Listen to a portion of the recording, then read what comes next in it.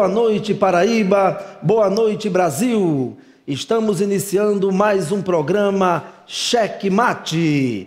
Hoje, mais uma vez, contando com a sua audiência, sempre nos privilegiando com a sua audiência assídua no programa Cheque Mate e aqui na TV Diário do Sertão. Queremos, em primeiro lugar, como sempre, agradecer a Deus por mais uma segunda-feira, por mais um dia que Deus nos proporcionou, mais uma semana que se inicia, e uma semana muito importante, porque esta semana é a semana que vamos eleger o novo presidente do Brasil. Mas antes de falar sobre isso, eu quero desejar os pêsames a todos os servidores públicos da Prefeitura Municipal de Cajazeiras pela morte do funcionário público conhecido como Professor Pita. Ele que deixa realmente uma tristeza muito grande com seus 70 anos de idade e infelizmente hoje nos deixou. Então a toda a família, a todos os funcionários lá, todos os funcionários públicos da Prefeitura Municipal de Cajazeiras, todos que lá trabalham, os pêsames. E, em nome de toda a equipe da produção do programa Cheque Mate e também da TV Diário do Sertão. Voltando agora à semana de muita importância para todos nós, que é a semana que vamos, domingo agora, dia 28, ficar frente a frente com a urna eletrônica para eleger o novo presidente da República do nosso país. Dessa vez, um presidente legítimo, um presidente que será eleito pela vontade do povo, pela minha vontade, pela sua vontade. Então, é importante que você, essa semana e domingo, ao se dirigir até a urna eletrônica, você vá consciente do seu voto. Não importa, não estou aqui dizendo nada com relação à opção de partido político, seja PT, seja o PSL, seja o Fernando Haddad, seja o Jair Bolsonaro, não importa. O que importa é que você, cidadão brasileiro, domingo, vá até a urna e coloque lá, digite a sua decisão pelos próximos 4 anos no nosso país. O que eu posso dizer para mim e para todos vocês eleitores, e o que eu desejo, é que, como se fosse uma coincidência, vocês viram que essa semana encontraram no Museu Nacional a ossada de Luísa. Luísa, a primeira brasileira, a primeira mulher brasileira que foi descoberta, né? Realmente a sua ossada, e estava no Museu Nacional e passou por um incêndio terrível, mas mesmo assim resistiu. E assim é o povo brasileiro, resiliente. O povo brasileiro que não importa quem venha a ganhar, a verdade é essa, o povo brasileiro está pronto para que tudo o que está sendo prometido seja realmente cumprido. E se não for, como somos um país democrático, teremos sim o direito de daqui a 4 anos mudar novamente. Tirar a pessoa que foi colocada como presidente da República do Brasil e optar por outra pessoa. Isso sim é o que se faz na democracia, isso é o que se faz num país democrático. Então, que a resiliência, que a força da ossada de Luísa simbolize também a força do povo brasileiro nessa peleja em finalmente encontrar pessoas sérias, pessoas comprometidas para conduzir esse país, seja na presidência da República, seja no Senado, seja na Assembleia, enfim, onde estiver um político que foi colocado pela vontade do povo, que ele trabalhe em prol do povo. Essa sim é a vontade do eleitor e do povo brasileiro. E no programa de hoje, nós vamos falar exatamente sobre isso, sobre a história, né? Você, a partir de agora, que está nos assistindo, que eu quero agradecer muito a sua audiência, você que está assistindo agora pelo Facebook Diário do Sertão, você que está assistindo pelo site tvdiariodosertão.com.br, você que está assistindo pela Netline, canal 3 HD TV, nosso agradecimento pela sua audiência. Nós que fazemos aqui o Checkmate, que temos o compromisso de levar para você sempre assuntos importantes, assuntos relevantes para você e para toda a sociedade. E o meu convidado de hoje, ele é historiador. Ele é uma pessoa que não tem meias palavras. Inclusive, nós vamos falar aqui sobre vários assuntos, assuntos como religião, política, sustentabilidade, economia, sobre a sociedade brasileira, como ele está vendo hoje. E ele não vai, de maneira alguma, ele sabe que vem para um programa que aqui ele tem que falar o que tem vontade de falar, a verdade, realmente o que ele quer dizer. E você pode participar a partir de agora, através da nossa rede social, o WhatsApp 839-8653-1759.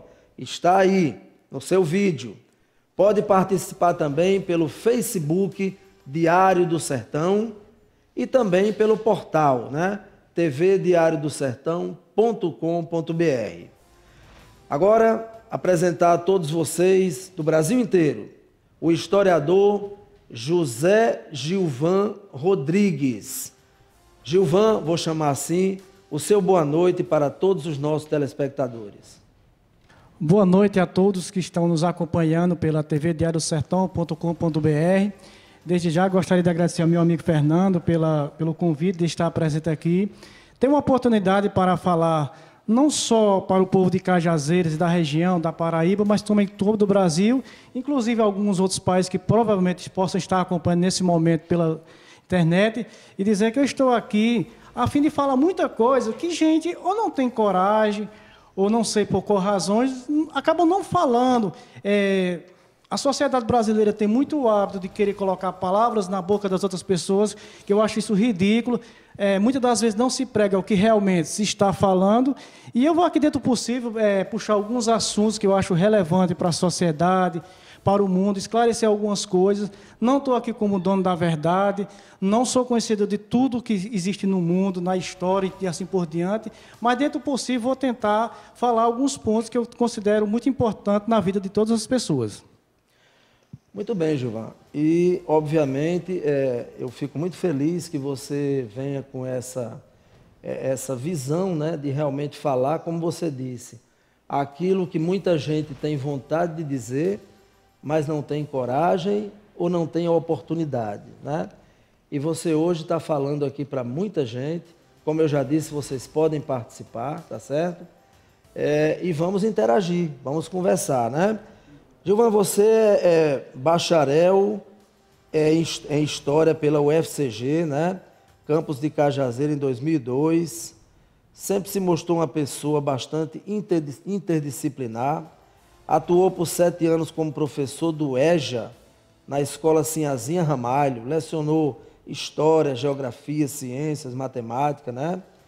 E desde cedo sempre foi uma pessoa honesta e justa. E sempre gostou de expor comentários, deixando sempre claro que não gostava de falar a sua opinião, e sim a naturalidade da vida. Realidade que todos deveriam compartilhar, uma vez que não se expressa o individualismo, e sim o coletivismo. Muito bem.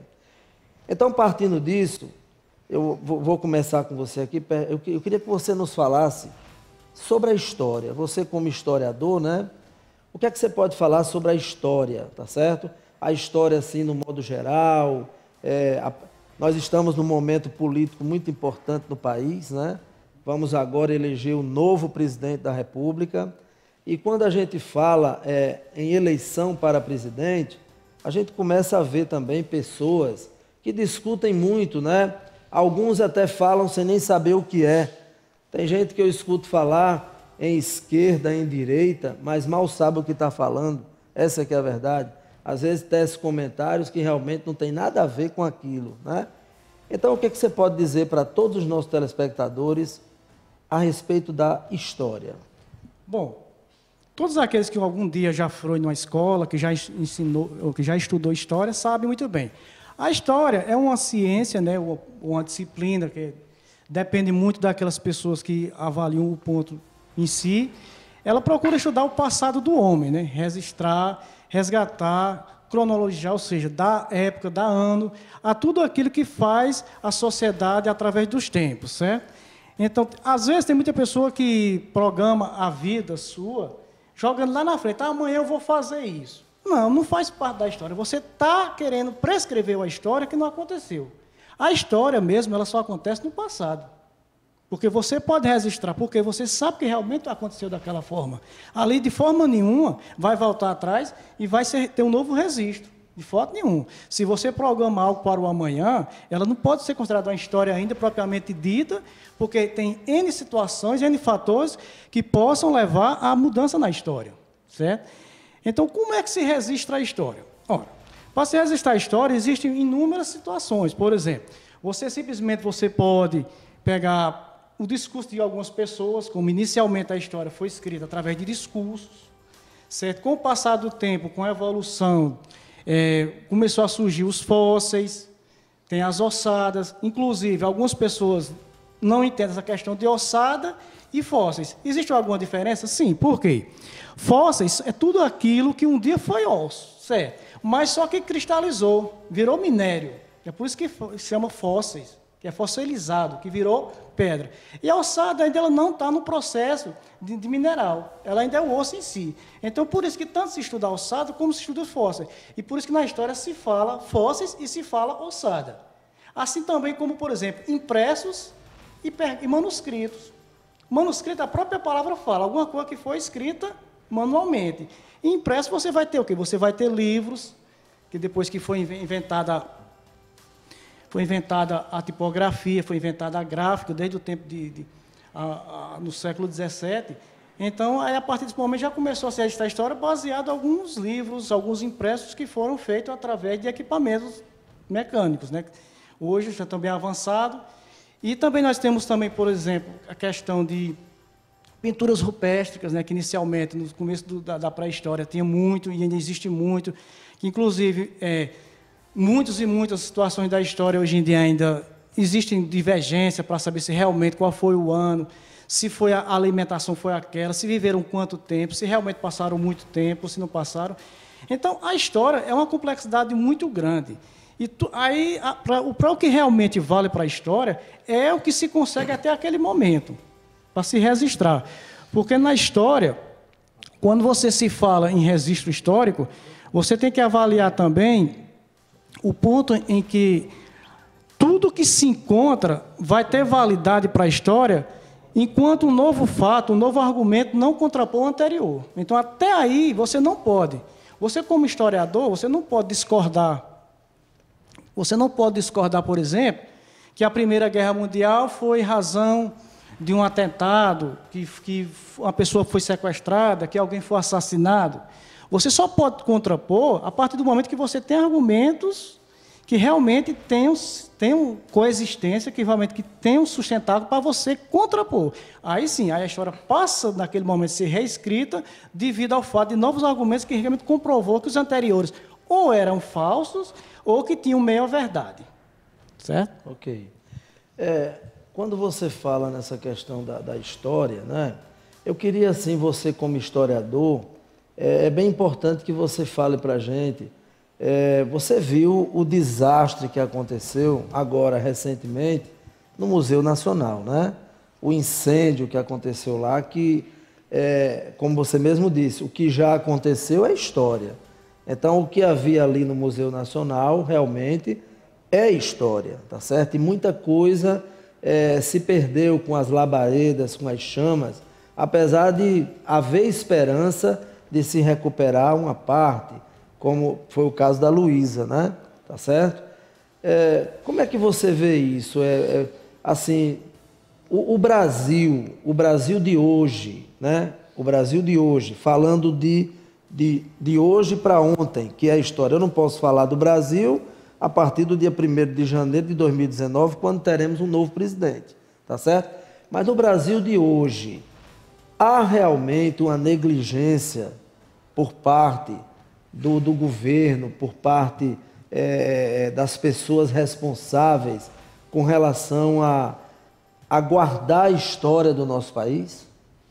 Bom, é um pouco complexo se falar disso, porque toda vida que acontece alguma coisa no país, o pessoal tem muito hábito de culpar o governo federal, o governo estadual, o governo municipal, ou assim a quem se faça jurisdição.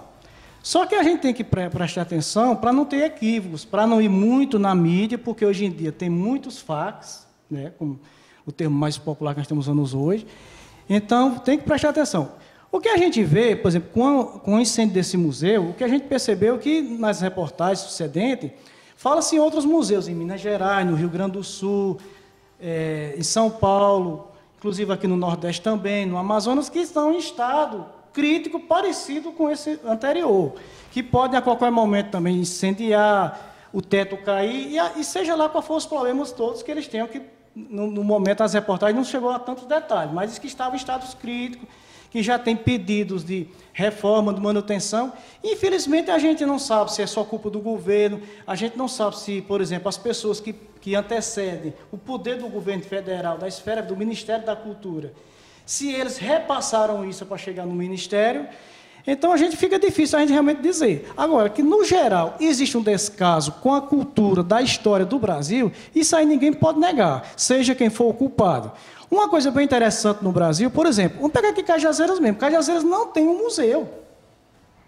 Uma cidade pequena que nem o Poço Zé de Moura ali tem. Tem um memorial Zé de Moura que conta a história dele, como foi a fundação da cidade. Tem roupa dele, tem calçado, tem alguns utensílios que foi dele, o fundador da cidade. Cajazeiras, o pessoal está aí. Tem muita gente que tem livros, tem alguns utensílios de Padre Rolim, mas se discute, se fala, mas não chega a um consenso de tirar da teoria e colocar na prática esse museu, que é muito importante para a cidade.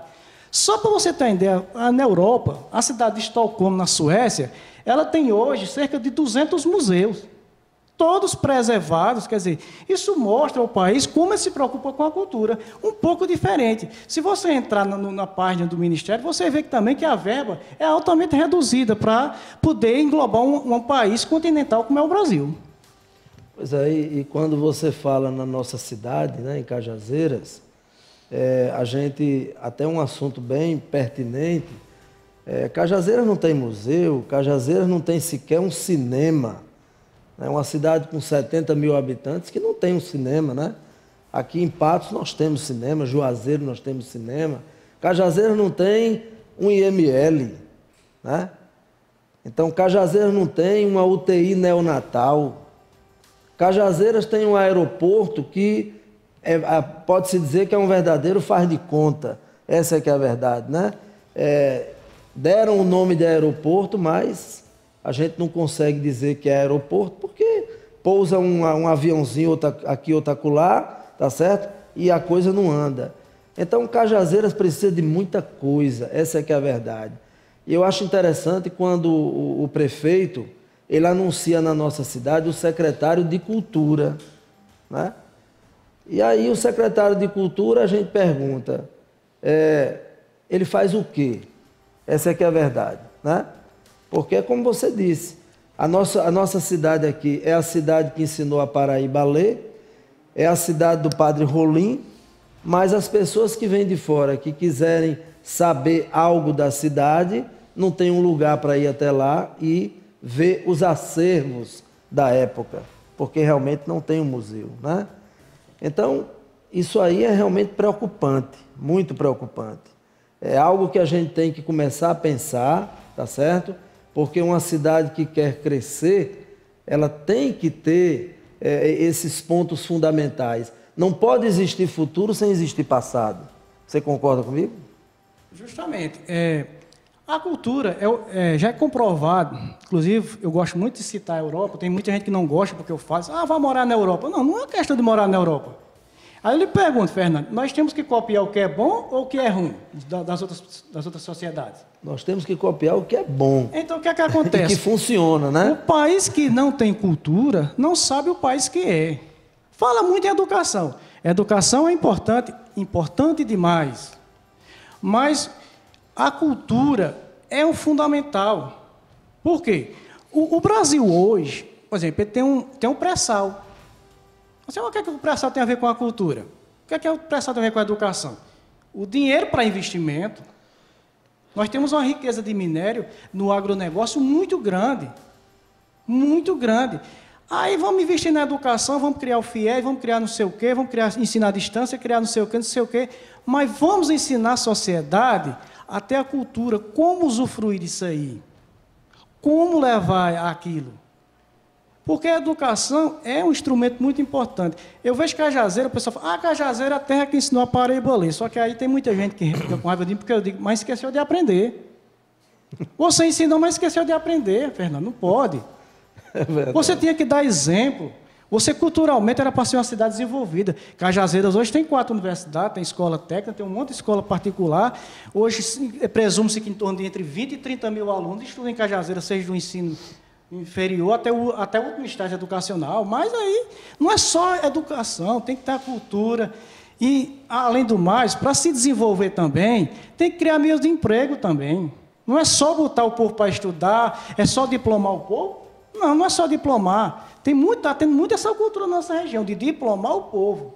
Estão formando grandes pessoas, pessoas altamente capacitadas, elas têm realmente a vontade de exercer o que estão estudando, ou estão simplesmente pendurando mais um papel na parede como qualquer outro, como um retrato.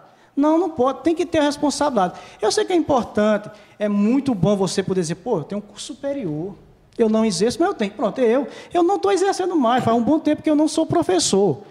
Mas eu tenho certeza que se eu fosse para uma sala de aula, eu garanto a você que eu daria de conta. É tanto que quando eu fui professor, infelizmente, pela situação que eu estava na escola do momento, eu dei aula de geografia, eu dei aula de matemática, dei aula de ciência. Eu procurei ter uma interdisciplinaridade, que é importante hoje, no mundo atual. Você não pode, você como aluno, você como profissional, se depender apenas unicamente do conhecimento específico da sua área. É importante que você tenha conhecimento de outras áreas, para você juntar. Porque hoje em dia, por exemplo, eu sou formado em História. Aí digamos que eu vá para campo, fazer um estudo sobre uma ossada que foi encontrada, um manuscrito, ou seja lá o que for. Aí eu encontrei isso aqui, eu quero saber a idade. Eu tenho que ter um conhecimento disciplinar que a minha história não faz isso. Eu tenho que ter conhecimento da biologia, da química, para fazer o estudo do carbono, para eu datar, por exemplo. Eu saber que a localização ela fica em tal região, em tal país, que a planície é isso. Eu tenho que ter conhecimento da geografia, para eu não ficar só perdido e ter que estar com... Claro que, especificamente, eu vou procurar um geólogo para definir com mais detalhes, mas eu tenho que ter, pelo menos, um conhecimento básico.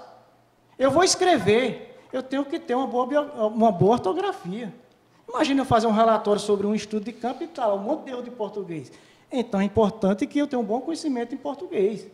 E assim por diante. Se eu vou fazer conta, eu tenho que ter um bom conhecimento em matemática. Então, é importante essa interdisciplinaridade. Muito bem. Gilvan, você falou há pouco aí a questão de fake news e fatos, né? Nós estamos vivendo uma campanha política, não apenas para presidente, né, mas desde que começou, seja para deputado, para governador, para senador e agora principalmente governador no segundo turno e presidente da República, né? Onde as chamadas fake news vêm confundindo a cabeça da sociedade, da população. Você já não sabe mais o que é fake e o que é fato, né? Eu queria ouvir a sua opinião com relação ao que é fake e fatos na história e também a sua colocação sobre o que está acontecendo hoje, né? Que realmente a campanha política, hoje ela está sendo feita, pode-se dizer, 80% pela rede social, né?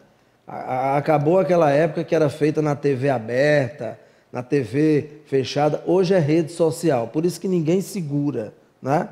Mas entrou o fake news. E aí? Na história, o que realmente é fake e o que é fato? E hoje, na realidade atual, como você pode passar a sua visão em relação a isso? Bom, com respeito a falar sobre isso, a história em si, quem já leu, quem lê, quem pesquisa, sabe muito bem que, na verdade, os fakes, não vou falar tanto dos fatos, vou falar mais dos fakes, porque é realmente o que atrapalha a história, o cotidiano, o que muda a sociedade, o que muda os fatos da história, o que muda os rumos. Então, desde que se entende de gente, desde que a história surgiu no mundo, que existe fakes. Na verdade, ou em grau menor, ou em grau maior, ou em quantidade. Porque, de acordo com a evolução da tecnologia, isso vai se tornando mais constante, mais presencial no dia a dia, porque hoje temos as redes sociais, temos essa propagação rápida, que uma coisa acontece em frações de segundo, em milésimos de segundo, se for o caso. Coisas que antigamente, por exemplo, acontecia uma coisa na Europa, quando ia chegar aqui era 1 mês, 1 ano, 6 meses. Depois foi encolhendo e chegou como está hoje. Nessa campanha política, eu vou depois falar um pouco da campanha política, porque eu acho bem interessante. Existem alguns processos no TSE, tanto contra o candidato Bolsonaro, quanto contra o próprio Haddad, porque eles que estão usando as mídias sociais para defamar, para dizer que aquilo outro. Então, isso é muito feio, rapaz. Um país que é o quinto país em extensão territorial no mundo. Um dos países que faz parte da BRIC, que é um dos países que está em processo de desenvolvimento. Um país que é membro da ONU. Um país que tem como é que eu posso dizer, um território belíssimo, onde todo mundo gostaria, um dia possível, visitar o Brasil, que a gente mesmo vê os europeus, os americanos, os asiáticos falar isso. Aí você, numa plena campanha, você está com uma sujeira dessa, porque isso é ridículo. Porque é o empresário A, é uma pessoa que eu não posso controlar, que isso, aquilo, outro. Tudo bem, realmente, eu sei que tem esse ponto. Mas que existe alguma verdade que por trás disso tudo existe. Eu acho isso muito ridículo, porque eu acho que você tem que conquistar o eleitor através da verdade. Como é que você fala tanto em democracia? Como é que um político vai para frente de uma televisão, vem para frente de um entrevistador como você, vai para qualquer outro programa, ou seja, numa revista, ou seja lá onde for, aí você passa o tempo inteiro falar que não, que isso não sei o quê, arrumando desculpa. Não pode, vamos falar a verdade. Você disse que é democrático, que é justo, que é honesto, que está para representar o povo. Você vai representar o povo com mentiras, com promessas que você sabe que não pode cumprir? Vamos ser verdadeiros. Como é que o Brasil vai alavancar? Então, por que vocês não têm vontade no nosso país alavancar? A verdade é essa. Eu não entendo. Fala tanto em democracia, fala tanto em ser justo, fala tanto em ser honesto, e entra governo e sai governo e continua a mesma coisa? Então, eu queria entender. Olha, durante a história, se nós fomos fazer um pequeno resgate de alguns pontos, a gente vê muita coisa. Por exemplo, a peste negra. Para quem não sabe, a peste negra foi uma doença que aconteceu na Europa, em que cerca de 1/3 da população morreu. Certo? E os próprios europeus acusavam os judeus, porque os judeus eram ligados a uma heresia lá, hereditária, que usava-se sangue de criança para pessoas que eram doentes de lepra. Dizem que o judeu tinha essa prática, coisa que nunca foi realmente comprovada. Se for ou não foi, que é muito... A história fica um pouco prensa nesse sentido. Aí, quando na verdade o que casava a peste negra era o rato, foi descoberto posteriormente. Quer dizer, em um momento da história criou-se uma situação que não era verdade, culpando o povo judeu, que não tinha nada a ver, que inclusive eram vítimas também. Mas como os judeus, parece que geneticamente tinham uma composição melhor, acabavam vivendo melhor ou adoeciam menos que os demais. Aí, mais uma razão para incriminar uma pessoa. Por exemplo, o plano Cohen, não sei se vocês já ouviram falar do plano Cohen, que foi da ditadura militar de Getúlio, ou da ditadura civil de Getúlio Vargas, que o então ministro da época, Góes, ele, através do capitão com o sobrenome Mourão, olha como é a ironia do destino, o sobrenome Mourão, criou-se uma ideia de que existia um atentado contra o governo de Getúlio Vargas. Então, o que é que aconteceu? Institui-se o Estado Novo, deu plenos poderes ao presidente, ele passou simplesmente 15 anos no poder. E depois, bem muitos anos depois, alguns militares vieram a público dizer que, na verdade, nunca existiu esse atentado, que ele foi inventado justamente para criar essa situação. A Santa Inquisição, que aconteceu na Europa, na Idade Média, em que foi criada a ideia que toda mulher tinha o pressuposto de ser bruxa. Então foi uma perseguição muito grande, muitas mulheres foram mortas, foram enforcadas, queimadas vivas, injustamente, simplesmente pela uma ideia que foi criada por alguém e que, historicamente, até hoje nunca foi descoberta. Só sabe que muita gente morreu inocentemente, sem ter nada a ver, sem ter culpa de nada. Então, é muita coisa que a história traz, não pode... Por exemplo, uma das coisas mais graves do nosso próprio país agora, o descobrimento do Brasil. Pronto. Não existe um consenso ainda entre os historiadores, mas já foi comprovado que, por exemplo, Duarte Pacheco chegou no Brasil 2 anos antes de Cabral. Vicente Piazon chegou alguns meses antes de Cabral. Mas o que acontece? Cabral chegou, Cabral registrou, escreveu carta para Portugal, não sei aonde, descoberta do Novo Mundo. Quando, na verdade, nunca houve essa descoberta do Novo Mundo. Primeiro, existiam milhões de índios aqui, então descobriu o que, na verdade? Nada, não foi descoberto nada. Para mim, eu como historiador, vejo isso como uma baboseira.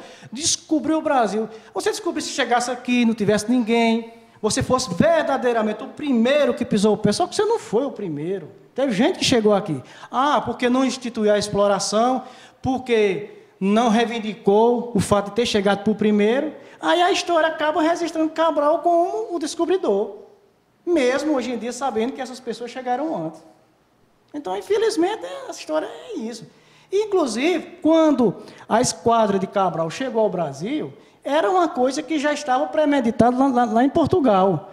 Porque Portugal, na época, era a escola naval marítima mais avançada do país, ou do continente, do mundo, para dizer melhor. Eles já tinham uma ideia, como o Piazon já esteve aqui, como o Duarte Pacheco, inclusive o Duarte Pacheco, era português, eles já tinham noção que a leste tinha terra. Então, eles inventaram uma expedição contornando para o Cabo da Boa Esperança para se chegar às Índias. Esse era o pressuposto, quando, na verdade, o verdadeiro objetivo era ver se realmente tinha terra. E que, de fato, ele chegou na Bahia, em Porto Seguro. Muito bem, Gilvan. Eu quero aqui agradecer a audiência, né? A Sandra Carvalho e Amélia, em Recife, em Pernambuco, a Sandra aqui em Cajazeiras e a Amélia em Recife, assistindo o programa. Muito obrigado pela audiência. Irailson Lima, lá de Iguatu, no Ceará, né? Assistindo o programa, inclusive ele diz, no geral, há um descaso, não há valorização com a história. Irailson, que também é professor. Aliás, parabéns a Irailson e parabéns a você, né, Gilvan, também, né? Nonato Nascimento, Raimundo Nonato, de Santa Cruz, aqui na Paraíba, assistindo o programa. Muito obrigado pela audiência.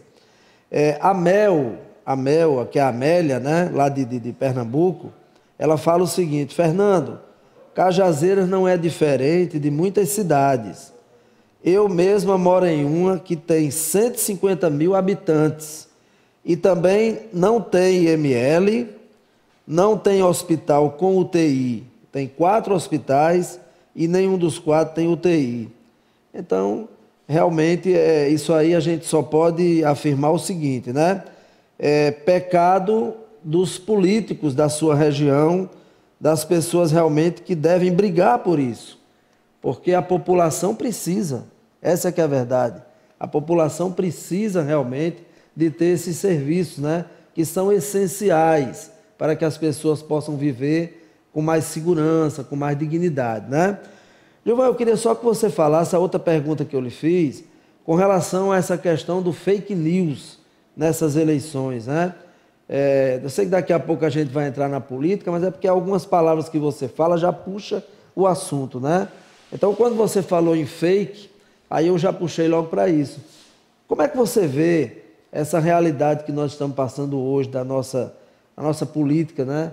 Essa eleição aí para presidente, tão conturbada, quando você vê as notícias, não sabe se é fato, se é fake, né?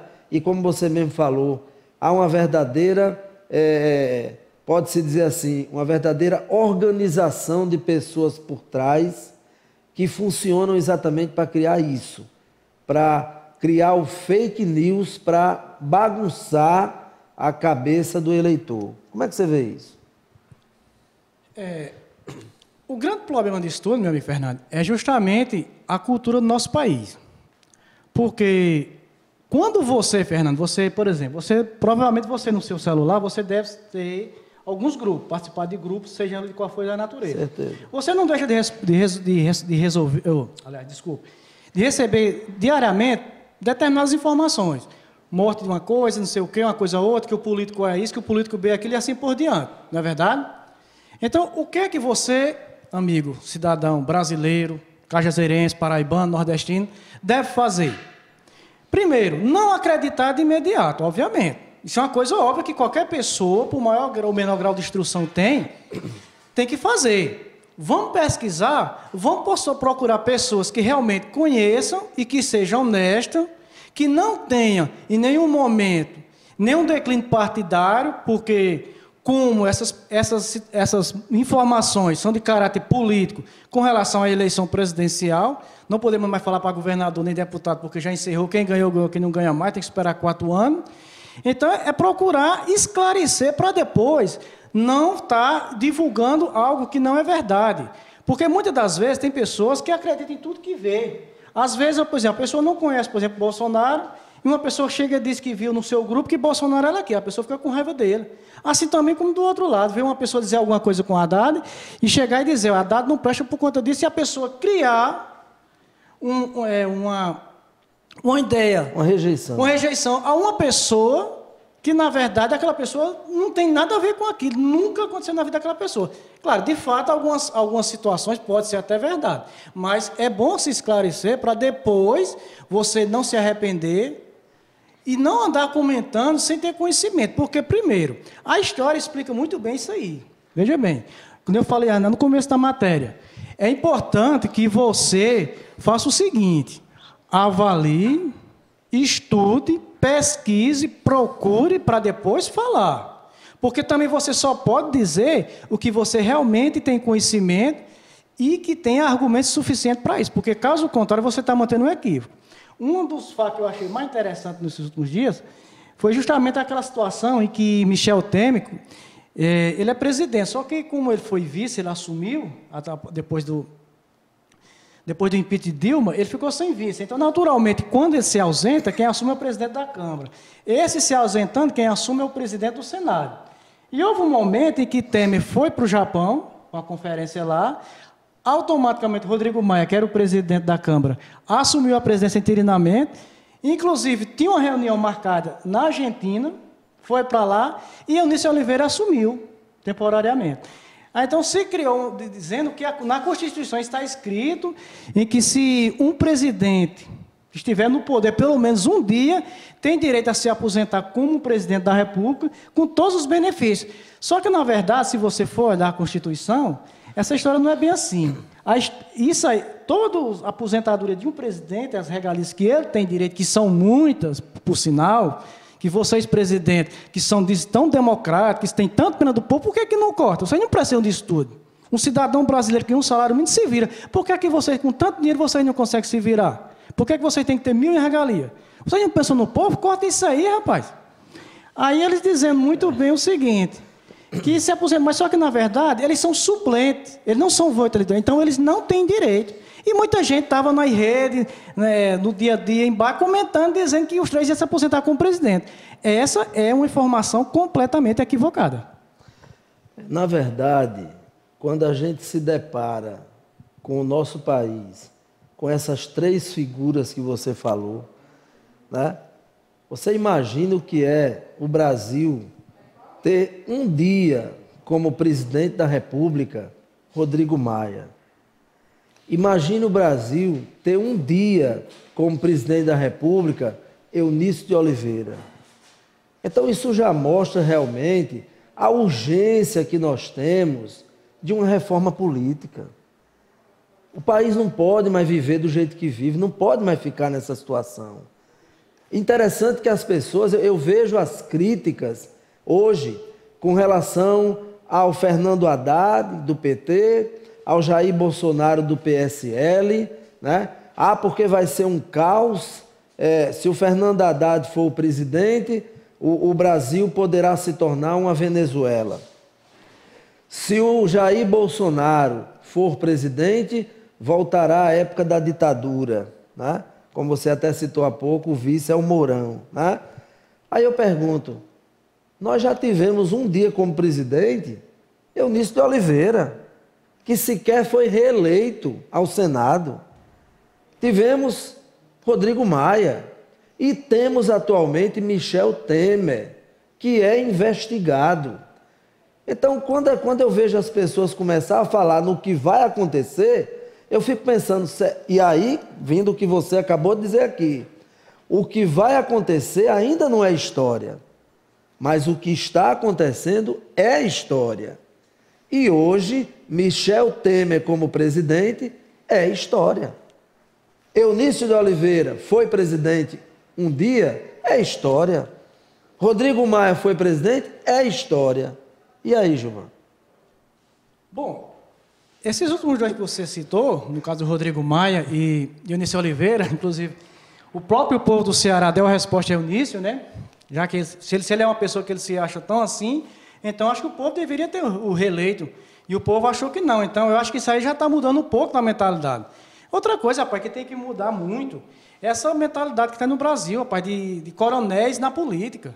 O cara nasce político e morre político. Por que não mudar isso? E o pior não é nascer político e morrer político, não. O pior é não querer soltar as tetas da política. Porque é tão ruim, mas não querem soltar, né? Olha, eu me lembro... Veja bem, eu queimei minha língua aqui, com o deputado federal na época, Tiririca, né? Tá certo? Que é tão ruim e simplesmente está de volta, né? Eu não lembro se foi The New York Times ou se foi The France, na França, que publicou, na primeira eleição de Tiririca, dizendo o seguinte, na sua manchete, um político com a cara do Brasil. Isso é muito bonito para o nosso país. Isso é uma vergonha, Fernando. Qual é a profissão de Tiririca? Palhaço. Então chamou o povo brasileiro de palhaço, em outras palavras. Mas e você tem dúvida disso? Não, mas tem gente que ainda tem dúvida. Eu, particularmente, eu não faço isso até por questão de postura, de ética, mas não seria diferente se eu fizesse o meu programa aqui com uma bolinha vermelha no nariz, diante de tudo que a gente está vivenciando. A política do nosso Brasil tem uma coisa, pelo menos recentemente, dos últimos anos para cá, nós vamos dizer quando acabou a ditadura militar, de 82 para cá, tem uma coisa pitoresca bem interessante. Você tem na política hoje, no Senado, vamos dizer na Câmara Federal, você tem palhaço, você tem médico, você tem advogado, você tem engenheiro, você tem artista, você tem cantor, tem jogador de futebol e tantas outras profissões. Mas uma coisa que a gente está observando, inclusive eles próprios, se vocês forem olhar os projetos de leis que eles estão colocando em pauta, são projetos, em boa parte, não todos, para também não dizer que o cara está generalizando, que fique bem claro isso. Eles estão colocando, Fernando, tipo assim, por exemplo, Tiririca, ele coloca projeto de caráter aos artistas relacionados a circo. Não sou nada contra. Ele tem que defender o interesse dele. Mas aí tem o cantor que bota, não, corra para o cantor. Aí tem o ator que bota, corra para o ator. Quer dizer, eu não tenho nada contra. Tem que criar lei para o ator, tem que criar lei para o médico, para o engenheiro, para o farmacêutico, assim por diante, para todas as profissões. Mas quando você se dedica àquilo, você está preocupado só com a sua classe. E o restante da outra massa que é maior do que a tua própria classe. Então, tu está fazendo o que lá no programa? É isso que eu queria entender. Tu está fazendo o que lá? Pois é. Realmente não tem como. Justamente. Eu me lembro que, eu não sei se há 15 ou 20 anos atrás, eu me lembro que um prefeito aqui da nossa região, não vou citar nomes, obviamente, e ele chegou para mim e disse que ele estava exausto, não aguentava mais, porque amanhecia o dia, era o povo na casa dele pedindo as coisas, era anoitecendo o povo na casa dele, era final de semana, ele disse que não tinha sossego. Quando ele queria ter um pouquinho de privacidade com a família, tinha que viajar para algum canto, porque era o povo 24 horas na casa dele. Aí eu perguntei a ele, e por que você não renuncia? Ele disse que não podia. Eu digo, eu tenho uma opção para você, me aluga a prefeitura? Ele simplesmente não comentou mais nada. Então, cara, é você comendo o osso, mastigando o osso, não tem carne, não solta o osso? Eu não consigo entender isso aí. Eu queria entender, mas não consigo. É verdade. Muito bem. Eu quero falar agora de uma loja que é a sensação na cidade de Cajazeiras. Essa loja chama-se Belíssima. Belíssima é uma loja que você, com certeza, vai achar o vestido que você quer, tá certo? Para você ir para uma recepção, para você ir para uma festa, para você ir para qualquer lugar que você realmente procure se vestir adequadamente para o evento. Belíssima, você vai encontrar também ternos masculinos, ternos infantis. Belíssima é a antiga Florarte, está completando 2 anos aqui na cidade de Cajazeiras, inclusive com promoções, né? Lá você vai encontrar vestidos a R$150, esses vestidos aí, ó, para você alugar, e ternos a R$90. Quer dizer, é muito mais negócio você alugar do que comprar, tá certo? Então você já sabe, lugar para se vestir bem, lugar para estar realmente dentro da moda, chama-se Belíssima.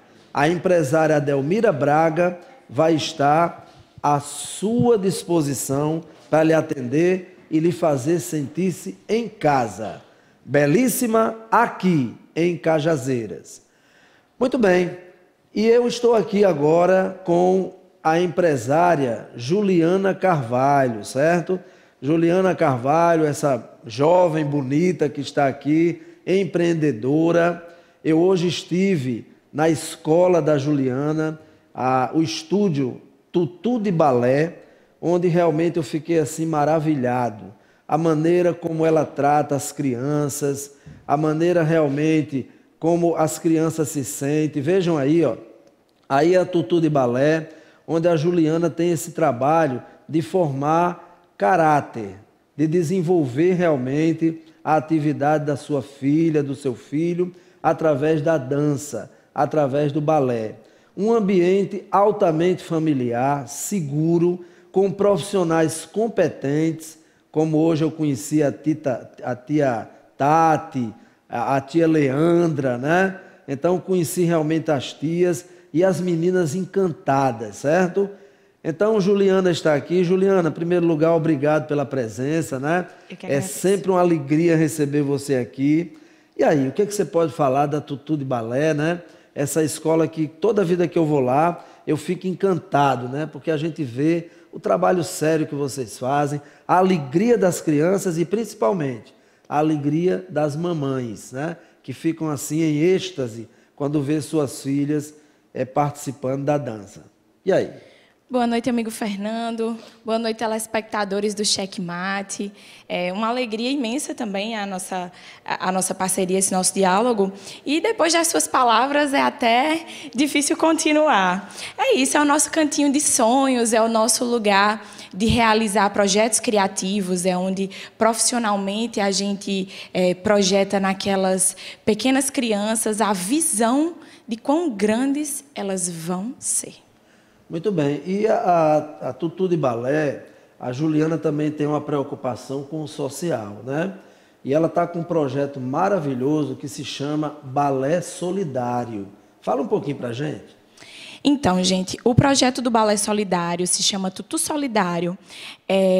Para a gente fechar o mês das crianças, o mês de outubro, com uma ação solidária para escolas voltadas para o balé solidário. Tá?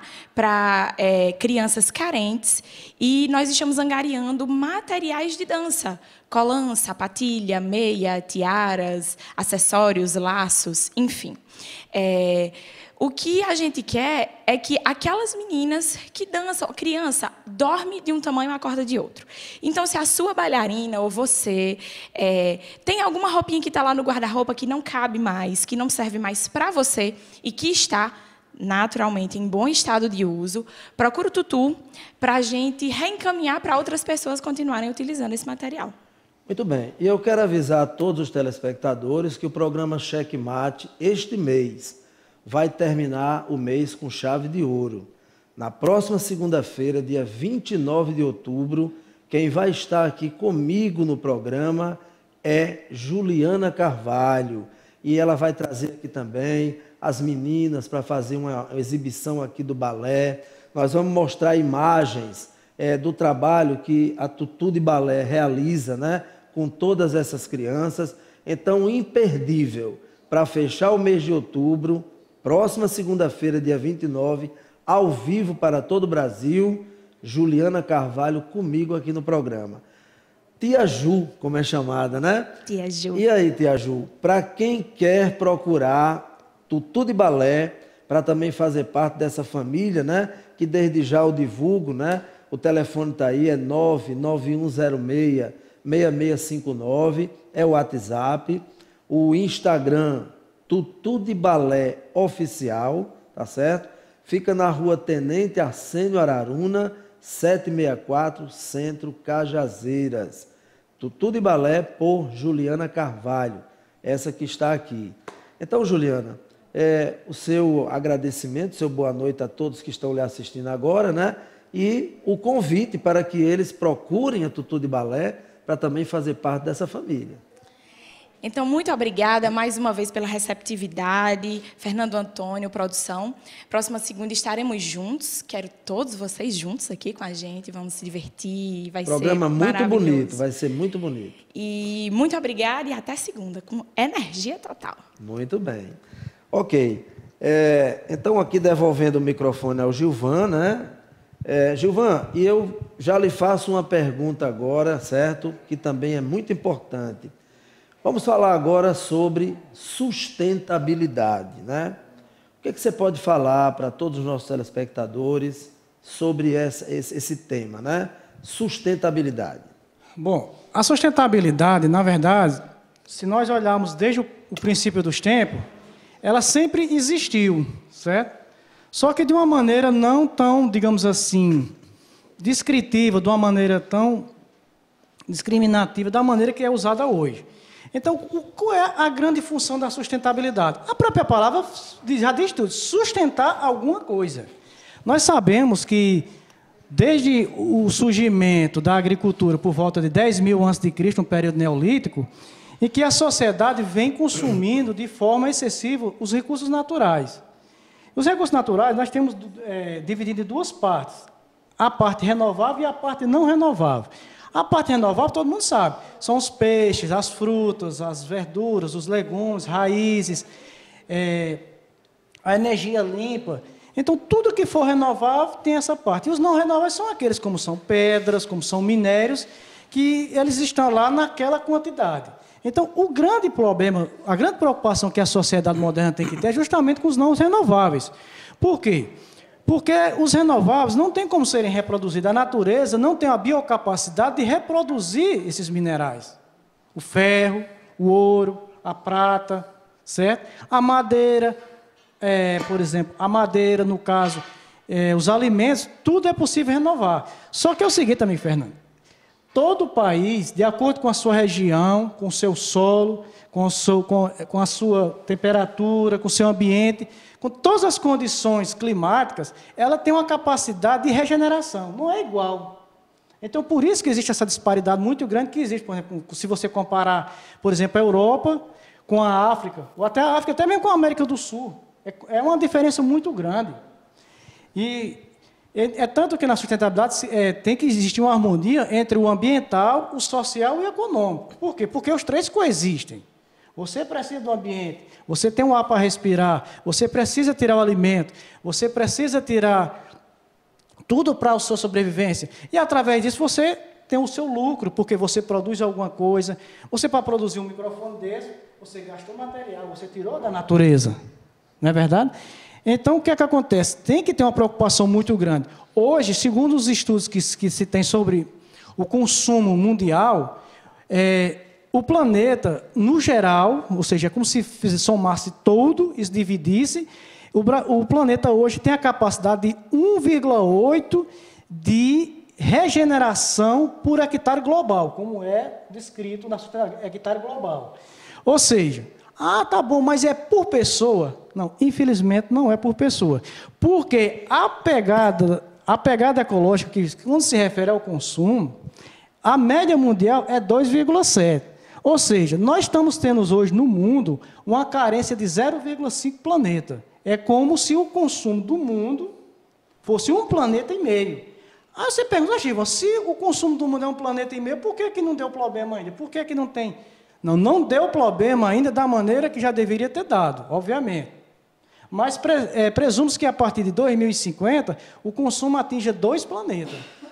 Ou seja, se tem um planeta, como é que vai ter o consumo para 2? Então, nós já estamos vendo que existe fome, existem regiões que estão abertas, totalmente sem vegetação, quer dizer, regiões que não tem mais como produzir. É possível uma recuperação? É, mas tem que ter projeto. Os governos estão preocupados verdadeiramente com isso? Eu acho que não, porque se tivesse, já estaria um processo. Por exemplo, a água. Apenas 3% da água que existe no mundo é doce, ou seja, própria para o consumo humano, seja ela através da irrigação, seja através do consumo. E apenas 0,5% é usada. A maior parte das águas está na geleira, por incrível que pareça. É mesmo. Agora, existem vários processos de sustentabilidade pelo mundo. É porque os países, às vezes, têm recurso, mas não põem em prática, não sei, por razões quaisquer, não sei, aí a questão é deles. Por exemplo, Israel é um exemplo de um país que vive no semiárido, no seco, no Oriente Médio, como você sabe, é uma região muito desértica, e eles usam 40% da água dessalinizada. Só que, infelizmente, é um processo muito caro ainda. Ainda não existe uma tecnologia capaz de que você consiga dessalinizar a água a preços acessíveis para a população. Tem muitas regiões que não compensam. Então, infelizmente, acontece o que está acontecendo por aí.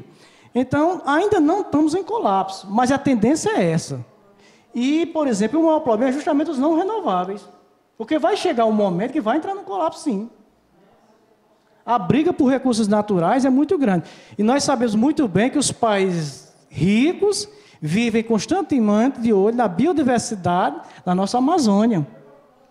Hoje, eu não sei exatamente quantas, porque não existe um número ainda determinado, mas a grande maioria das ONGs são localizadas na Amazônia. Eu queria entender essa história. Isso aí é muito direcionado na minha visão. O que é que você acha, Fernando? Realmente é um negócio complicado. Então, a sustentabilidade depende muito da sociedade. Um país bem interessante é a Suécia. Eu gosto muito de trazer exemplos bons. O pessoal fala muito nos Estados Unidos, mas hoje eu vou falar muito dos países da Europa. E não vou falar da Europa Ocidental, mas da Oriental. Os países nórdicos. Eles são, hoje, os países em excelência em vivência no mundo. Só para se ter ideia, a Suécia hoje recicla nada mais, nada menos do que 99,2% do seu lixo. Parece até mentira, telespectador, dizer a vocês que a Suécia, ela importa lixo. Realmente é fantástico. Por quê? Porque uma parte vai para agrotóxicos, uma parte vai para a produção de energia, porque esse é um país muito frio, eles precisam de muita energia, principalmente no período do inverno, que a temperatura baixa mais ainda, eles têm que aquecer bastante, porque as temperaturas são muito bruscas, abaixo de zero em alguns momentos, alguns dias. E eles reciclam os metálicos, papel, por exemplo, eles conseguem reaproveitar dentro do possível. E o restante vira adubo, e apenas 0,8 vai para aterro sanitário. E como eles reciclam bastante, e eles precisam muito de energia, eles importam justamente esse lixo, que é para a produção de energia, principalmente para o seu aquecimento. Aí o Brasil é o país que mais recicla as latinhas de alumínio no mundo. Mais especificamente as latinhas de cerveja e de refrigerante. Tem de chá, tem de biotônico, tem de outras coisas, mas mais especificamente da cerveja e do refrigerante. 70% dos pneus, 90% do papel. Mas o problema do Brasil é porque não é uma cultura de sustentabilidade social, mas apenas econômico. Porque tem que ter o social, tem que ter o ecológico, tem que ter o econômico, porque eles têm que ter entrelaçado para a coisa realmente funcionar, para o seu papel verdadeiramente. Mas o brasileiro, com relação à reciclagem, nesses 3 itens que eu citei agora, é muito de caráter econômico. Não está visando o social, se vai limpar aquele setor para evitar uma infecção, uma doença, se vai limpar o meio ambiente para que a vegetação saia, para que não polua, para que não se emita tanto gás CFO, dióxido de carbono, mas não, porque é justamente porque é um meio de sobrevivência no Brasil. Então, a nossa cultura, mais uma vez, peca. E nossos governantes deveriam tomar uma atitude. Se tem um projeto de reciclagem tão grande, com papel, com alumínio, com pneu, por que não tem nos demais? Por que não explicar não só a questão econômica, mas como a social e ambiental para a sociedade? Por que não fazer fóruns, fazer debate, pegar pessoas especializadas e levar para esses redutos de pessoas que trabalham em reciclagem, que muitas das vezes em casos extremamente desumanos, com sujeira, não usar os equipamentos corretos. Então, infelizmente, nosso país vive uma situação muito difícil. E vem no que você falou agora há pouco, né? Por que não copiar o que está dando certo? Não é isso? Justamente. Pois é. Os países, eu vejo tantos presidentes, deputados, senadores viajam para a Europa, não sei para onde, mas eles estão fazendo o que lá, amigo Fernando? Estão passeando, amigo Fernando. Estão tomando vinho, provando as suas guloseimas, os seus pratos pitorescos. Eles não estão lá para copiar o que é de bom, não. Porque se tivesse nosso país, o Brasil era para ser um dos países melhor do mundo. É verdade. Mas, infelizmente, a riqueza é muito está aí. Uma riqueza completamente mal distribuída em todos os sentidos, praticamente. São poucos os casos que você vê que realmente a coisa funciona. E você falou algo aí que realmente é interessante, que merece reflexão, né? Quando você falou a questão de por que tantas ONGs na Amazônia, né? Vale salientar que a Amazônia é uma das grandes riquezas do nosso país e, com certeza, muito cobiçada, né? Essa que é a verdade. Inclusive, a Amazônia é a maior biodiversidade do mundo. É verdade. Certeza. Gilvan, já que entramos nesse assunto da sustentabilidade, é interessante que a gente também mantenha essa mesma linha, mas partindo agora para um item que tem muito a ver, né? Na sua visão como historiador, o que é que você pode falar para os nossos telespectadores? Qual a importância da economia? Bom, todos nós que somos historiadores sabemos muito bem disso, e muita gente que não é historiador provavelmente deve saber, se não sabe. Vou explicar uma coisa bem interessante. A economia, desde o tempo do escambo, que isso aí remota mais ou menos 10.000 a.C., não se tem exatamente um ponto marcante, porque a história, infelizmente, existem algumas lacunas, mas não podemos fazer nada, porque devido à falta de informações melhores para poder se esclarecer ou cronologizar determinados momentos. E a economia, Fernando, ela sempre foi a mola mestra da história. E como, Gilvan? Todos nós sabemos que todo fato histórico, ele tem seu ponto social, ele tem seu ponto político, ele tem seu ponto econômico. Mas, na verdade, quem define é o econômico. Por quê?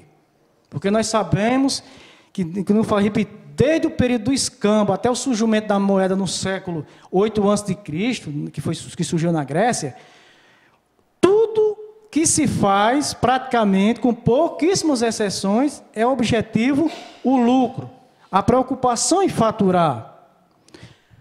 O brasileiro nativo, que você sabe muito bem quem é, nossos amigos índios, isso, são e foram, na minha visão, o maior exemplo social e econômico do mundo. Ou seja, são os verdadeiros precursores da sustentabilidade, voltando um pouco ao assunto.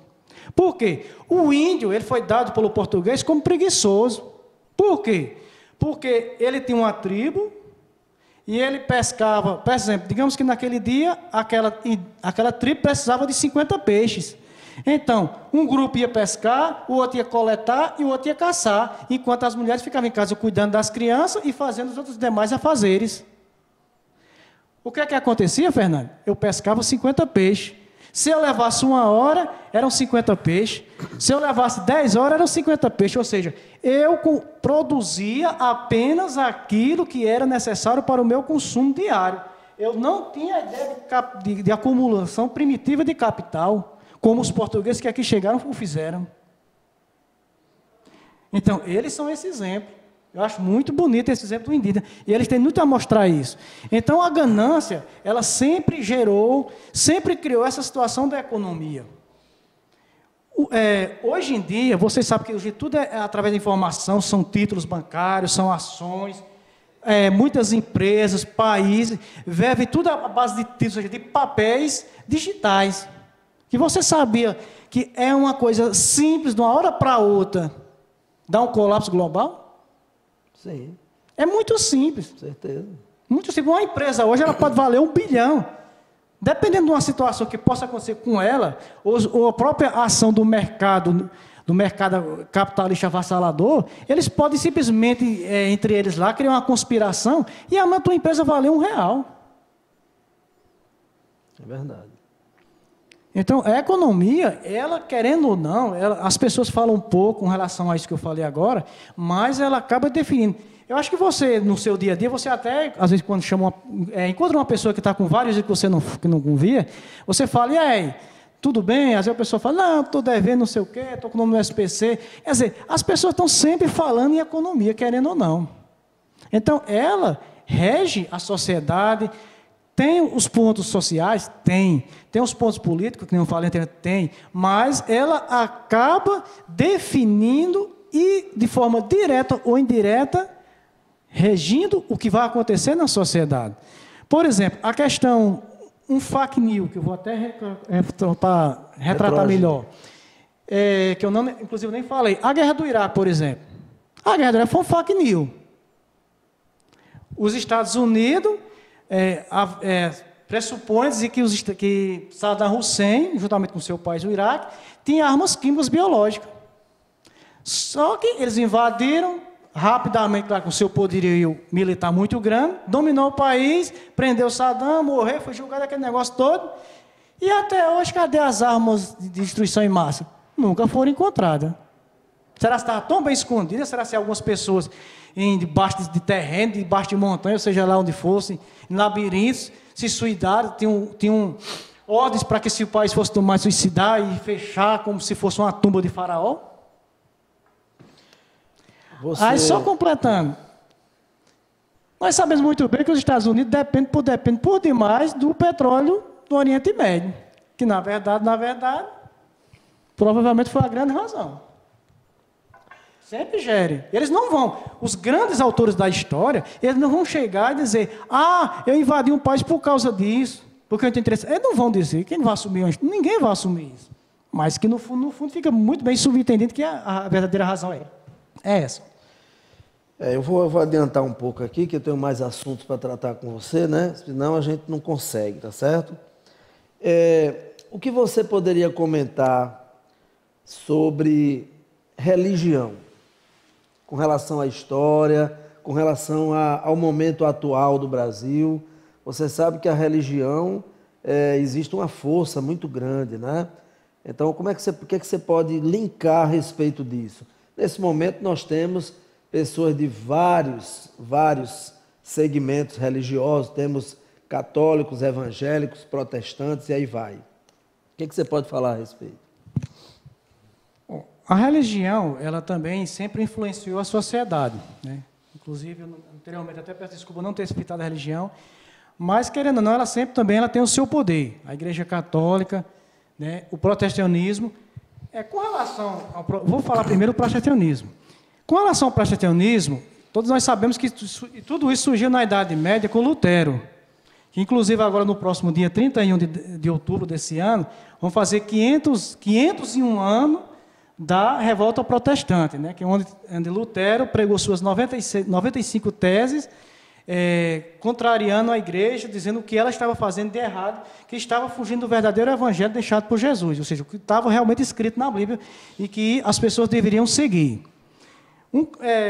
Nesse período, uma coisa bem interessante é que a igreja, ela abusava, principalmente que ela vendia a salvação. Ela vendia a salvação através de dinheiro. É como se você dissesse, eu pequei, se eu comprar, de uns papelzinhos lá que eles usavam, que dizia que era o seu passaporte para o céu, mediante os pecados que você tinha cometido. Então, Lutero, ele viu, ele era um frei, E ele viu que aquilo estava errado. Então ele começou a pesquisar, a estudar e começou a bater de frente com a igreja. Foi perseguido, quase morreu. E ele criou o protestantismo. Hoje em dia se fala muito em igreja evangélica. Primeiro erro. Não existe igreja evangélica. No sentido em que eles fazem referência. Porque a partir do momento que eu estou falando em Deus, a partir do momento que eu estou lhe pregando, a partir do momento que eu estou falando do evangélico, ou seja, as narrativas da vida de Jesus Cristo na terra, eu sou evangélico. Eu posso pertencer ao candomblé, eu posso pertencer ao catolicismo, ou ser evangélico como eles se citam, que na verdade não é a igreja evangélica, é a igreja protestante, que foi uma ressurreição contra a igreja católica, contra os abusos. Então o termo correto para eles são protestantes, eles não são evangélicos. Evangélicos são quem prega a palavra de Deus. Então pode ser qualquer um ser evangélico. Qualquer um pode ser evangélico. O que eu acho errado... Então você está se referindo ao seguinte, que o católico ele é evangélico. Ele é evangélico. A partir do momento que ele prega o evangelho, que ele fala de Deus, ele está pregando o evangelho. A Bíblia que o católico usa é praticamente a mesma do evangelho, que tem algumas definições diferentes, mas o Deus é o mesmo. Acreditam no mesmo Messias. Eu sei que foi uma resposta a tudo o que aconteceu errado na Idade Média. Mas eles se intitulam que muitos, não vou dizer todos, que claro que toda regra existe exceção, muitos evangélicos, eles se acham salvos só pelo fazer. Eu aceitei Jesus. Eu acho que isso é um erro que você comete. Não é só evangelho, não. Se o católico dizer, está errado também. Você tem que verdadeiramente provar, você tem que ter um coração bom. Só atrapalhando um pouco, eu quero deixar bem claro a você, telespectador, que você pode participar do programa comentando, perguntando, através do WhatsApp 839-8653-1759, está aí no seu vídeo, certo? Você pode também participar através do Facebook Diário do Sertão, o portal tvdiariodosertão.com.br. Eu estou só atrapalhando um pouquinho, mas vai voltar ao seu assunto, viu, Gilvan? É porque esse tema aí é importante, né? Eu quero também aqui agradecer a audiência da panificadora Pães Santa Giana, que está nos assistindo, ao Cícero Carneiro, do programa Psicologia no Ar, que volta amanhã a partir das 18 horas. Excelente programa aqui na TV Diário do Sertão. Um abraço a meu amigo Cícero, tá certo? E a todos que fazem o programa, tá certo? Enfim, então, fica claro que você pode participar. E olha bem o que o Gilvan está falando aqui, né? Continuando agora a sua fala, Gilvan, por favor. Bom, então, a partir do momento que eu falei, só voltando um pouco, que você está pregando o evangelho, você é evangélico. Então, uma coisa que eu acho muito errada nos evangélicos, me desculpem, mas é a minha opinião, mas de fato, é que ficam fundando as igrejas e mais igrejas, a assembleia não sei de onde, é o culto não sei de quê. Pô, vocês são protestantes, por que não é uma igreja só? Só a igreja protestante e acaba o resto. Vocês começam a fundar a igreja discordando um do outro? Não pode, isso está errado. E a partir do momento que você é católico e você vira evangélico, é uma opção sua, é um direito seu, como vivemos numa democracia, todo mundo tem esse direito. Mas muitos ficam criticando, dizendo que aceitou Jesus, que os católicos estão condenados, que a gente vê muitos comentários. Pô, isso está errado. Então, se você está me julgando, ou julgando algumas pessoas, alguns fazem isso, então você já está pecando um dos fundamentos principais da igreja, de Deus, que é justamente não julgar para não ser julgado. Muito bem. Certo? Então, veja bem, é outra coisa. Você é católico, você discorda o que os padres estão fazendo, que os bispos estão fazendo, você pode fazer como Lutero fez, você tem que discordar e expressar o que você sente. Você não é obrigado a aceitar da maneira que está. Você tem a Bíblia, você é capaz. Se eles são capazes de estudar e virar pessoas doutrinadas na religião, você também pode. Você tem uma Bíblia para ler. É a mesma Bíblia que eles leram. Porque você tem que mudar de atitude, não de religião. Porque religião não salva ninguém, né? Você se salva. Você não salva ninguém. E com relação aos católicos, eu também não vou deixar de fazer o meu comentário. Por quê? A igreja, durante muito tempo na história, não só nesse período do protestantismo, mas durante toda a vida, ela agiu politicamente, que a história mostra isso, durante toda a história, manipulando resultados, dando ordens, implementando determinadas coisas, que eu acho que nunca devia, porque o fator dela é religioso, nunca pode ser político, não pode ser econômico. Um grande problema que a igreja sempre teve, que inclusive o Padre Francisco agora mudou um pouco, é o fato de que um padre uma vez me disse o seguinte: Gilvan, não existe padre pedófilo. Existe pedófilo padre.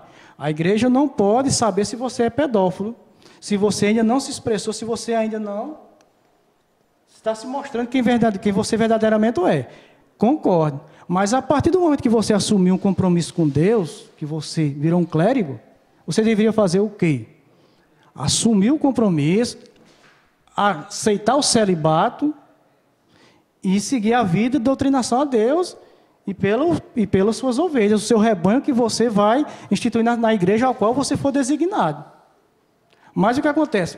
Uma coisa errada da igreja. Muitos casos de pedofilia, que a igreja sempre, muitas das vezes, passou a mão na cabeça do povo e simplesmente, muitas das vezes, simplesmente transferiu de uma igreja para outra, que isso é um erro. Se ele assumiu o compromisso, se ele sabia do que ele estava, da responsabilidade dele, o que era para ter acontecido? Era para ter sido expulso da igreja. Ele não cumpriu com o compromisso que ele teve. Ele não tem um compromisso com o povo, só. Com Deus, primeiramente, depois com o povo. Se ele nem cumpriu lá, nem cumpriu aqui, ele não é digno daquela batina. Mas, infelizmente, quem sou eu? Infelizmente, eu posso reclamar, posso dizer minha opinião, mas eu não tenho autoridade para tomar uma atitude. Infelizmente, eu não tenho, porque se tivesse, eu tomaria. O Padre Francisco está mudando um pouco isso, mas tem que mudar mais. Essa questão do celibato é bom enfatizar... O Papa Francisco. O Papa Francisco. É bom enfatizar um pouco sobre essa questão do celibato, porque existem muitas discussões e o povo não pede esclarecimento, nem a igreja, nem lê a Bíblia direito, para entender um pouco desse celibato. Na verdade, o celibato ele foi instituído no século XI por Gregório VII, porque os padres estavam casando, tendo filhos com várias e várias mulheres, e eles, muito baseados também no que dizia em Coríntios 7, que é onde tem a descrição da peregrinação de Paulo, que no caso São Paulo, né? Ele dizia que era importante que o homem ficasse como ele, ou seja, nunca casasse para poder se dedicar às coisas do Senhor, ou seja, de Deus. Ele dizia isso, mas em momento nenhum, na Bíblia diz que você verdadeiramente um padre não pode se casar. A igreja instituiu com esse objetivo de que a pessoa devia naturalmente se dedicar apenas ao trabalho do evangelicismo. Porque com família, ele tinha que trabalhar, ele tinha filho, tinha mulher, poderia desviar-se um pouco da sua verdadeira função. Isso aí é uma opinião muito pessoal. Porque se por um lado a igreja tem o direito de instituir isso aí, tem, porque são regras. Se você não quer, você não vire padre. Mas lá na frente, Paulo também fala, se não puder, que se case melhor do que se abraçar. Então, isso aí fica muito uma questão muito pessoal. Você sabe que, para virar padre, você não pode casar. É uma regra da igreja. Agora, que um padre, verdadeiramente, é pecado casar? Não é. É a igreja que não aceita. O que você falou aí me chama muita atenção e é preocupante. Quando você disse aí há pouco na sua fala que não existe padre pedófilo. Existe pedófilo que vira padre. Isso mesmo. Né? Interessante isso, né? Forte.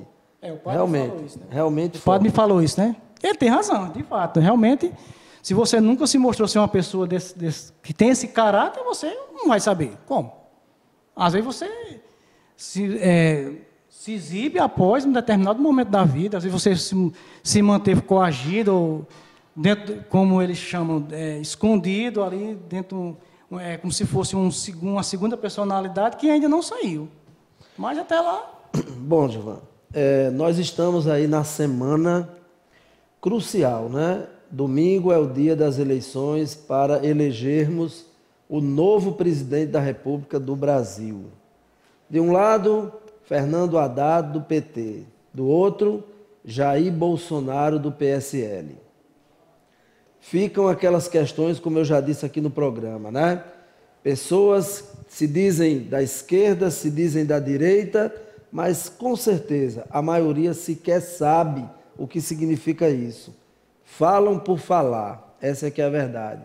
Nós não vamos tratar aqui sobre isso, claro, obviamente, sobre a história da esquerda, a história da direita, né? Não é o programa para isso, apesar de eu ter vontade, e em breve estarei fazendo. Em breve estarei fazendo um programa com esse tema. Mas agora, nos fale de política, certo? Na sua visão histórica, você como historiador, eu gostaria que você relatasse que, na minha visão, tanto a economia como a política está em tudo. Está em tudo. A economia está em tudo que a gente trata, a política também, tá certo? Mas eu queria que você falasse pela visão do historiador. Como você vê a política na história do nosso país e principalmente hoje, que estamos aí às vésperas de ter um novo presidente no nosso país? Bom, cientificamente, a política nada mais é que um sistema de governança de um Estado, de uma nação, de uma sociedade, de uma escola e assim por diante, né? De acordo com a sua natureza. A política, ela, no nosso país, se nós formos buscar de forma histórica, nós vamos em situações bastante pitorescas, bastante diferenciadas, e de acordo com cada período de época, a política ela se mostrou bastante viciativa a determinados fatores, principalmente os econômicos. A gente vê pessoas completamente incapacitadas que, por razões populares, populistas ou econômicas, ela acaba entrando na política que muitas das vezes não tem nada a ver com o que você vai exercer. É importante para o político saber se ele realmente está preparado para viver o ser político, o cidadão político, que vai representar o povo, o que vai elaborar leis, o que vai elaborar projetos, o que vai aprovar projeto, o que vai aprovar lei. Certo? Agora, infelizmente, os meios econômicos, que eu falei anteriormente, enfatizando de novo, eles acabam manipulando a economia, ou a política no país, não só no Brasil, mas como um país de uma forma geral. Nós temos o caso, por exemplo, de Getúlio Vargas. Getúlio Vargas ele tem uma política muito populista. Ele criou a Petrobras, ele criou a Siderúrgica do Rio de Janeiro, ele criou a CLT, instituiu o voto feminino, e fez muita coisa, e ele era muito querido pela sociedade. Mas ele acabou, de uma certa forma, sendo pressionado de uma maneira que acabou se suicidar. Jânio Quadros foi outro presidente, por exemplo, no Brasil, que ele, como é que eu posso dizer? Ele tinha uma política muito parecida com a de Getúlio. E ele acabou renunciando. Quem nunca leu, se puder um dia ler a sua carta de renúncia ou alguns trechos, é interessante que ele cita que forças ocultas o impediam de administrar o Brasil. Enquanto ele dizia, no manifesto dele, que enquanto ele se preocupava com a sociedade, em criar meios para que o Brasil desenvolvesse, que a sociedade pudesse ser mais justa, que as disparidades pudessem ser... Ele dizia que forças, não só no Brasil, como no exterior, o pressionavam a mudar a sua filosofia, a sufocar o seu governo. E ele se viu numa situação em que ele achou, de acordo com a situação que ele passou, em renunciar. Eu vejo o caso de Juscelino Kubitschek, também que desenvolveu, inclusive responsável pela mudança de nossa capital para Brasília, do Rio de Janeiro para Brasília, e ele acabou sendo morto num trágico acidente. Jango, que era para assumir a presidência no lugar de Jânio Quadros, por ter questões, características comunistas, que o período da época eu não gostava muito disso, foi quase que não assumiu o governo. Então, o que a gente vê é que, na verdade, é uma política que não é para a sociedade. E quando parece que aparece alguém que verdadeiramente está comprometido com a sociedade, ou seja, a classe trabalhadora, os políticos, os meios financeiros, as grandes incorporações, nos bastidores, agem para que não aconteça tal benefício, porque eles querem continuar com a manipulação. Porque criar uma sociedade alheia ao que realmente está acontecendo, pessoas sem cultura, sem educação refinada, é fácil de manipular. Pessoas esclarecidas não se manipulam fácil.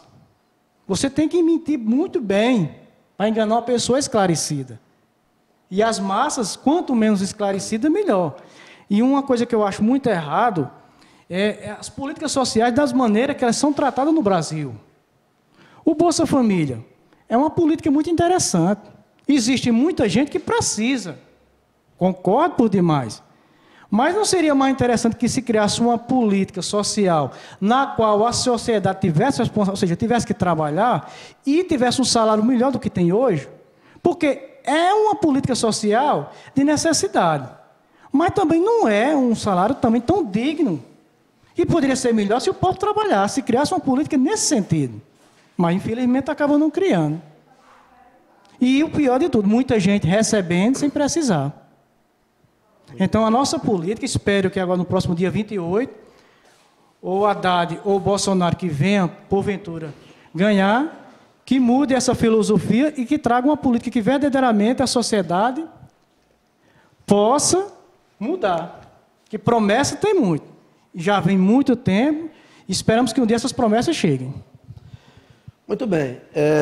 Eu quero falar agora sobre a academia, que é a sensação aqui na cidade de Cajazeiras, Arena Fitness. O lugar onde você realmente vai fazer exatamente aquela questão da sua qualidade de vida, né? A questão de você cuidar do seu corpo, a questão de você cuidar da sua mente, de você ser muito bem orientado por profissionais capacitados, profissionais realmente que se prepararam exatamente para cuidar de você da melhor maneira. E lá no Arena Fitness, que completou agora 2 anos, o Arena Fitness aqui na cidade de Cajazeiras, você vai encontrar aí, ó, como está no seu vídeo, né? Equipamentos modernos, como já falei, professores capacitados. E vejam bem esse vídeo aí que nós vamos passar do aniversário do Arena Fitness, que completou 2 anos aqui na cidade de Cajazeiras. Por favor, solta o vídeo aí, produção.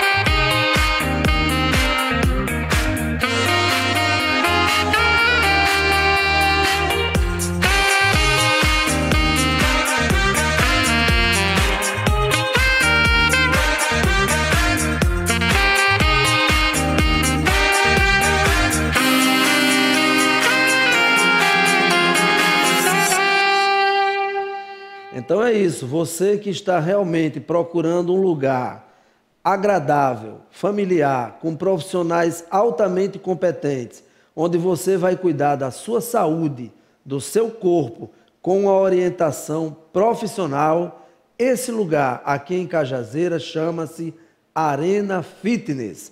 Vá amanhã mesmo até lá e faça a sua matrícula. Quero falar agora sobre mais uma loja que é um sucesso aqui na cidade de Cajazeiras. Quando a gente fala de marcas, grandes marcas, com certeza você conhece, você usa ou você já ouviu falar. Estou falando de Melissa. A Melissa aqui na cidade de Cajazeiras, você vai encontrar essas sandálias maravilhosas para suas filhas, né? Para suas crianças. E lá você vai realmente saber que você está no lugar certo, que você vai ser muito bem atendido. Lá você vai encontrar a Thaís, que está pronta para lhe atender. Vai encontrar também o Edson, que é o proprietário da loja. E todos eles vão fazer você se sentir em casa, você com seus filhos. A Melissa sempre está com promoções, sempre está pensando em coisas para trazer o melhor para você, cliente. O Instagram é Melissa Cajazeiras. Fica na rua Juvencio Carneiro, no centro, número 70. Melissa Cajazeiras. Esse é o local para você levar sua filha, para você também, colocar no pé aquela sandália, aquele sapato que tem um nome de peso. Melissa. Muito bem.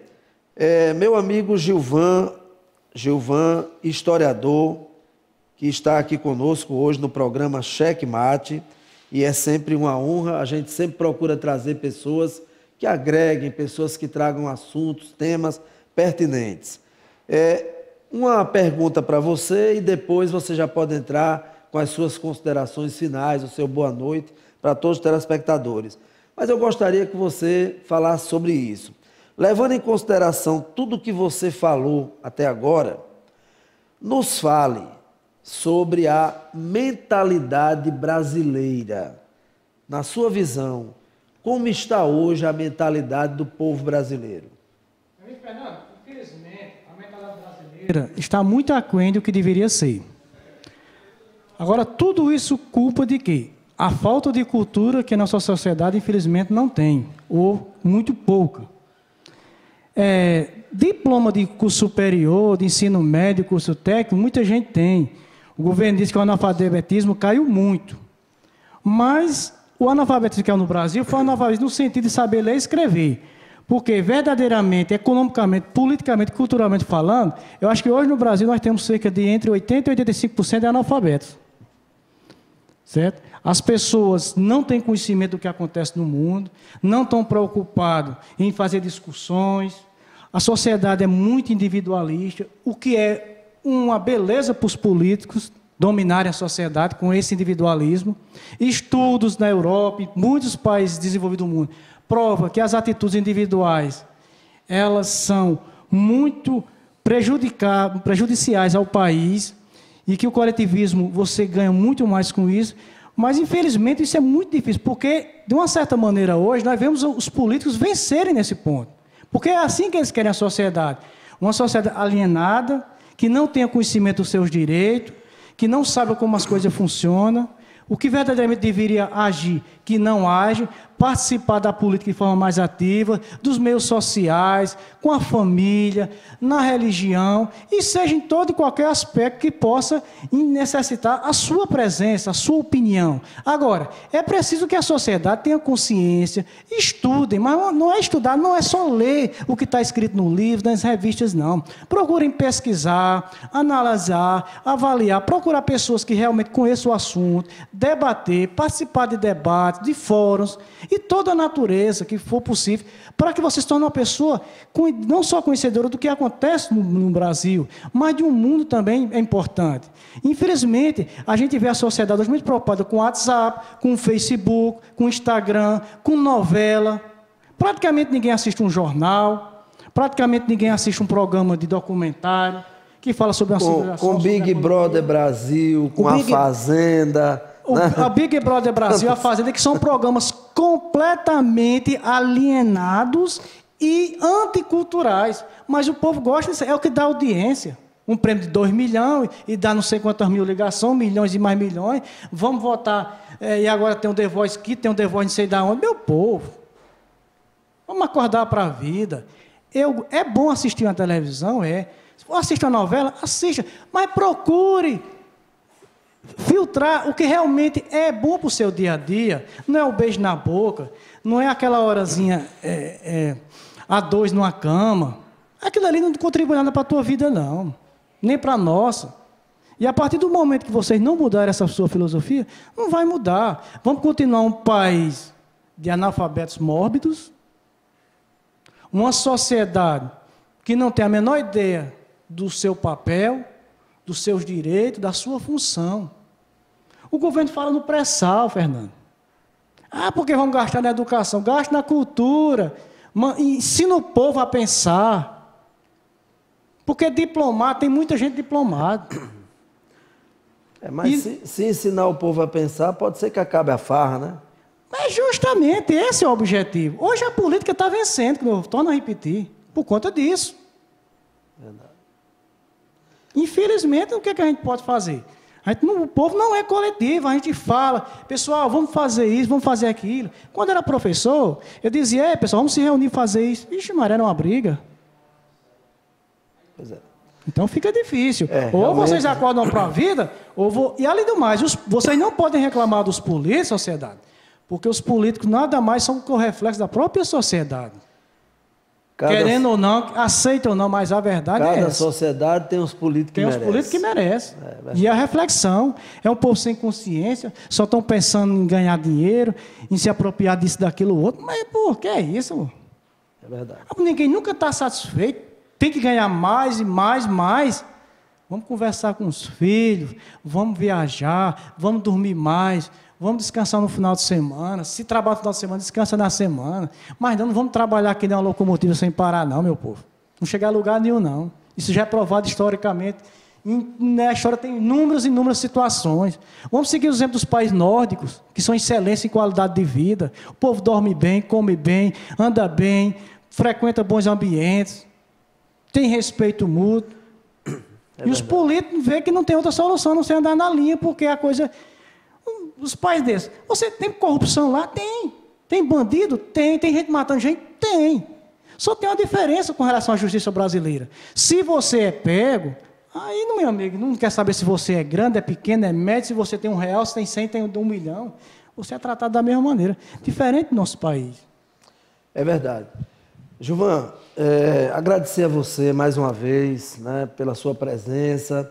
O Checkmate sempre procura privilegiar e trazer as pessoas da terra. Você, como historiador, aqui da cidade de Cajazeiras, falando para todo o Brasil. O seu boa noite, as suas considerações finais para todos os telespectadores. Bom, pessoal, gostaria de agradecer a todos que estão me acompanhando. Agradecer mais uma vez meu amigo Fernando pelo espaço reservado que me deu, a toda a equipe do TV Diário do Sertão, e desde já dar uma meia boa noite. Espero que tenham gostado. Como diria, nem Jesus Cristo agradou todo mundo, imagina o Gilvan. Mas dentro do possível, procurei falar a verdade, não mentir. Quem conhece um pouco da história como eu conheço, sabe que eu falei aqui dentro da verdade. Em nenhum momento procurei excluir ou privilegiar a classe política, social, ideológica, econômica, seja qual for a natureza, nem religiosa, nem de qualquer espécie. Eu me lembro muito bem que um historiador, não, ele era um economista inglês, o nome dele é Durkheim. Ele diz uma coisa que eu nunca esqueço até hoje, Fernando. Se você quer entender, Fernando, a natureza da vida em algum aspecto, seja ele em qual que for, mantenha-se uma pessoa imparcial, ou seja, neutra. Que mesmo que seja com você, se você verdadeiramente é uma pessoa justa, honesta, você vai encontrar uma solução para o seu problema. Agora, tente se manter uma pessoa neutra, a situação. Ok. E desde já, muito obrigado. Muito bem. Então, agradecer agora a todos vocês, nossos telespectadores, que nos honram sempre com a sua audiência. Seja você que está assistindo agora pela Netline, Canal 3, HD TV, seja você que está assistindo pelo Facebook Diário do Sertão, pelo portal tvdiariodosertão.com.br. É sempre uma honra ter você como nosso telespectador. O nosso compromisso é de sempre levar para você, para a sua família e para toda a sociedade um programa pertinente, com assuntos relevantes, que façam com que você diga no final do programa: valeu a pena ter assistido, que pena que acabou. Quero desejar a todos uma ótima semana. Mais uma vez, desejar a todos que domingo vá até a urna eletrônica consciente do voto que você vai registrar, sabendo que essa pessoa que você está votando, ela, sendo eleita, será nos próximos 4 anos o nosso presidente da República. Então a sua responsabilidade é muito grande. Não vá votar por ideologia, não vá votar por pessoas que lhe mandaram que você votasse no candidato A ou B. Vá votar naquele candidato que você conhece a história, que você realmente sabe que ele tem capacidade para lhe representar bem à frente do nosso país. Não entre em confusões, não vá discutir com ninguém por causa de candidato, porque não vale a pena. Atenção, não vá perder sua vida por causa de um candidato que vai ser presidente da República e que você está discutindo exatamente por ideologia, né? Por questões de... deixou que os ânimos ficassem... se aflorassem, né, perante alguma coisa que foi dita. Vá votar, mas vá votar com paz, vá votar com tranquilidade. Desejo a todos uma ótima semana e na próxima segunda-feira, dia 29 de outubro, o último programa do mês de outubro, aqui na TV Diário do Sertão, programa Cheque Mate, sempre contando com a sua audiência. Boa noite, Brasil, e até a próxima semana.